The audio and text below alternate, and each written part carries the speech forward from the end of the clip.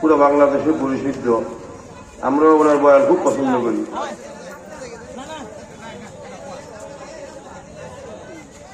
বর্তমানে মুসলমানদের উপরে অনেক বেশি নির্যাতন চলতেছে দুইটি জায়গায়।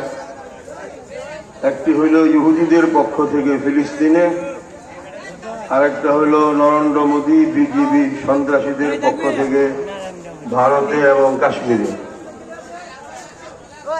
সাধারণভাবে ইউটিউবে আপনারা দেখতেছেন, শুধু যুবকেরা আই লাভ মোহাম্মদ বলার কারণে কয়েক হাজার মুসলমানদেরকে গ্রেফতার করেছে।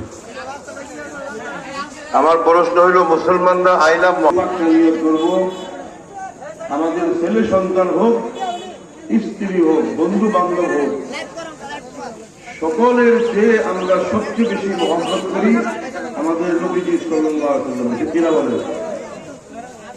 যদি নবীর জন্য জান দিতে হয়, আর যদি ভারতে দিল্লি থেকে ওলামায়ে দেওবন্দের কোন উল্লেখযোগ্য আলেম নবীর সম্মান ইসলামের জন্য তারা জিহাদ করতেই থাকে, কোন পৃথিবীর শক্তি তাদেরকে পরাজিত করতে পারবে না। আল্লাহ রাসূল বলেছেন, লা তাযালু তাইফাতুম মিন উম্মতি ইউকাতিলুনা আলাল হক, সর্বদা